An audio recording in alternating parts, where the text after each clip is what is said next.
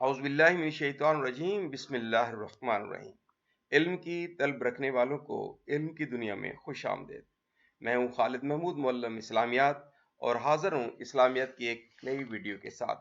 جماعت ششم ہے، باب سوم ہے، سیرت طیبہ، عنوان ہے نبی کریم صلی اللہ علیہ وسلم سے محبت و عطا۔ سوال یہ ہے کہ نبی کریم صلی اللہ علیہ وسلم کی سنتوں سے محبت کرنے کا کیا فائدہ ہے، اور نبی کریم سے محبت ہم سے کیا تقاضا کرتی ہے۔ ان تمام سوالوں کے جواب اور مزید آپ کے مشقی سوالات جتنے ہیں ان کے جوابات حاصل کرنے کے لیے اس ویڈیو کو آخر تک دیکھیں، اور اگر آپ نے اس چینل کو سبسکرائب نہیں کیا تو اس کو سبسکرائب کر دیں اور بیل آئیکن کو دبا دیں تاکہ تمام آنے والی نئی ویڈیوز آپ تک پہنچ سکیں۔ ہم چلتے ہیں اپنی ویڈیو کی طرف، جس میں آج آپ کو مشقی معروضی سوالات اور موضوعی سوالات کے جوابات بتائے جائیں گے۔ مشقی معروضی سوالات وہ ہوتے ہیں جس میں یا تو خالی جگہ پر کرنی ہوتی ہے یا مختلف جوابات میں سے مناسب جواب تلاش کرنا ہوتا ہے۔ تو آپ کی کتاب کے مطابق سوال نمبر 1 ہے کہ مناسب ترین جواب پر دائرہ لگا۔ نمبر 1 ہے، حدیث مبارکہ کے مطابق نبی کریم صلی اللہ علیہ وسلم سے محبت کا تقاضا ہے۔ کیا تقاضا ہے؟ اس کا جواب ہے ایمان کا تقاضا ہے، یعنی حدیث مبارکہ کے مطابق نبی کریم صلی اللہ علیہ وسلم سے محبت کا تقاضا ایمان کا تقاضا ہے۔ نمبر 2 ہے کہ اللہ تعالیٰ نے آپ صلی اللہ علیہ وسلم کی ڈیش کو اپنی اطاعت قرار دیا۔ کس چیز کو؟ اطاعت کو، آپ صلی اللہ علیہ وسلم کی اطاعت کو، آپ صلی اللہ علیہ وسلم کے ادب کو، آپ صلی اللہ علیہ وسلم کے احترام کو، یا توقیر کو؟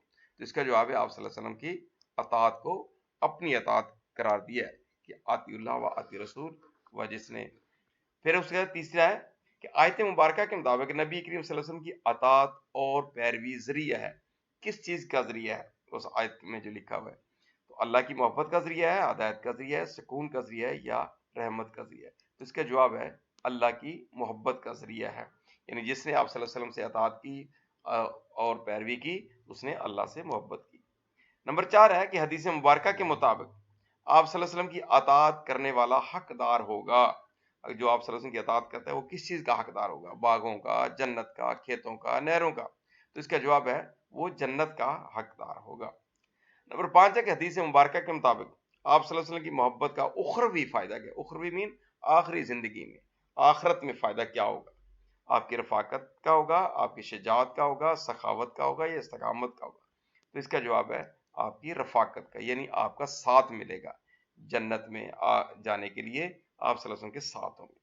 تو یہ تھے مناسب ترین جواب پر نشان لگائیں۔ اب ہم آتے ہیں خالی جگہ پر کرنے کی طرف۔ تو اس سبق میں سے مختلف خالی جگہیں ہم نے لی ہیں جن کے سوالات بن سکتے ہیں۔ نمبر 1 ہے کہ جس نے رسول اللہ صلی اللہ علیہ وسلم کی اطاعت کی تو یقیناً اس نے ڈیش کی اطاعت کی۔ تو کس کی اطاعت کی؟ اللہ کی اطاعت کی۔ دوسرا ہے کہ اللہ تعالیٰ نے رسول اللہ صلی اللہ علیہ وسلم سے اطاعت اور اتباع کو اپنی ڈیش کا ذریعہ قرار دیا ہے۔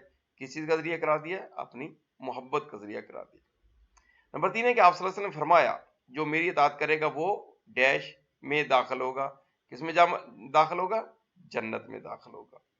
نمبر 4 ہے کہ آپ صلی اللہ علیہ وسلم نے فرمایا آدمی انہی لوگوں کے ساتھ اٹھایا جائے گا جن سے وہ کرے گا ڈیش کرے گا۔ کیا کرے گا؟ محبت کرے گا، یعنی جو جس سے محبت کرتا ہوگا اس کے ساتھ ہی وہ اٹھایا جائے گا۔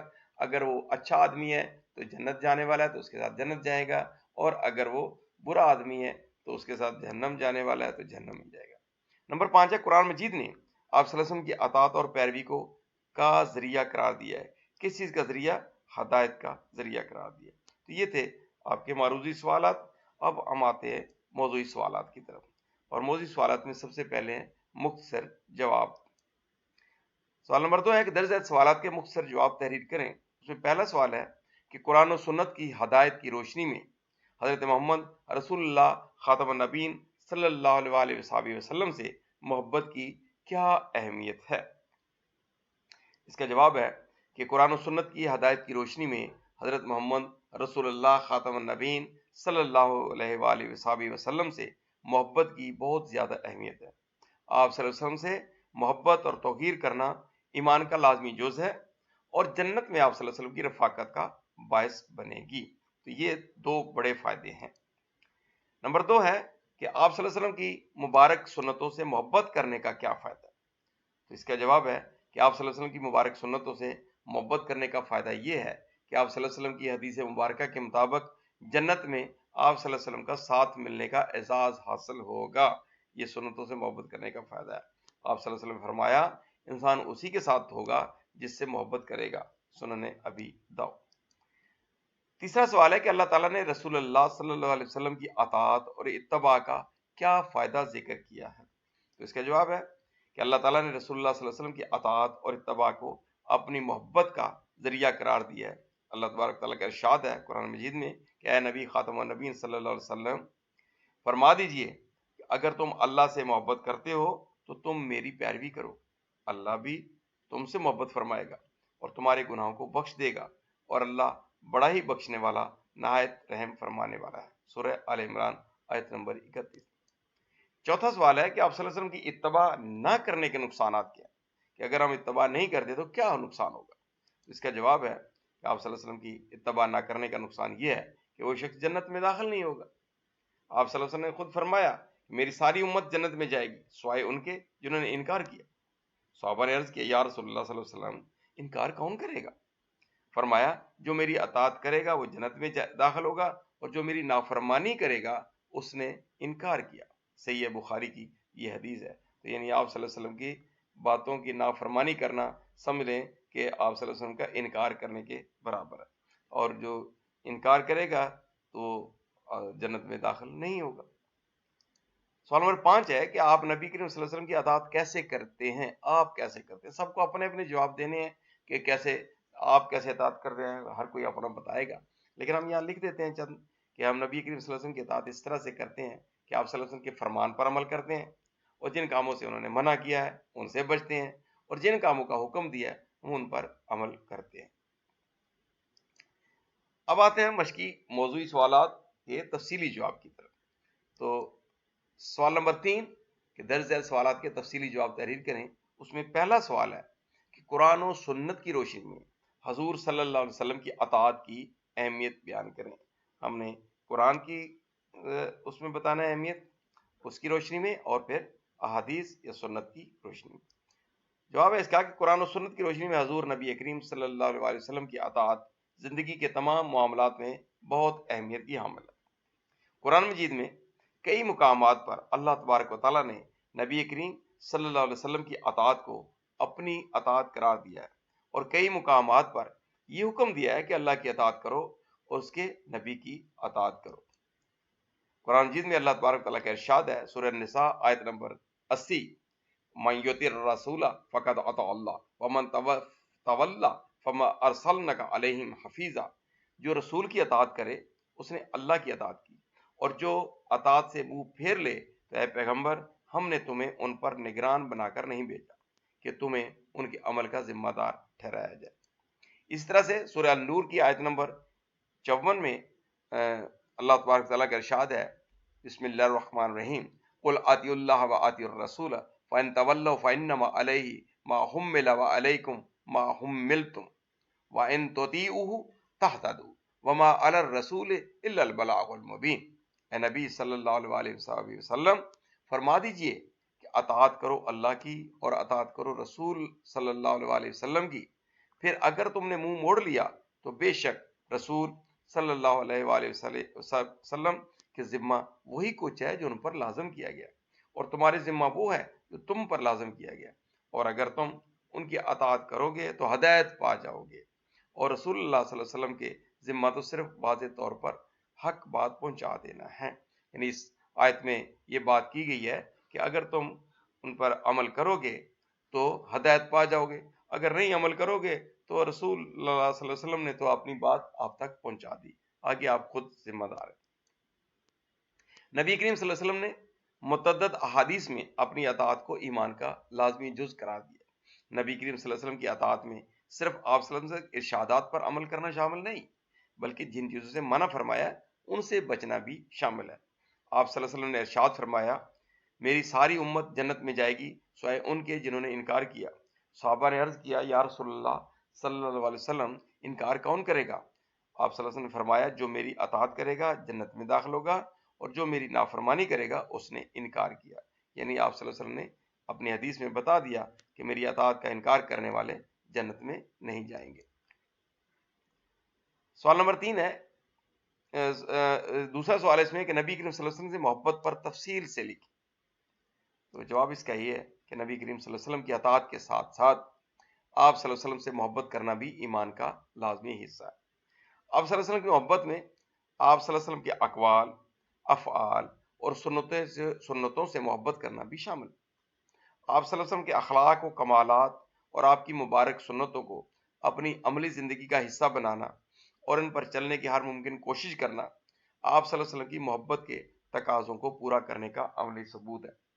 حدیث مبارکہ میں ارشاد رسول صلی اللہ علیہ وسلم ہے کہ تم میں سے کوئی اس وقت تک کامل مومن نہیں ہو سکتا جب تک کہ میں اس کو اس کے والد، اولاد اور تمام لوگوں سے زیادہ محبوب نہ ہو جاؤں.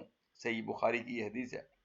ایک حدیث میں آپ صلی اللہ علیہ وسلم نے حضرت انس رضی اللہ تعالیٰ عنہ سے ارشاد فرمایا کہ میرے بیٹے، اگر تم سے ہو سکے تو صبح و شام تم اس طرح گزارو کہ تمہارے دل میں کسی کے لیے بھی کھوٹ کیا ہے، بغض، حسد، کینہ وغیرہ نہ ہو، تو ایسا کر لیا کرو.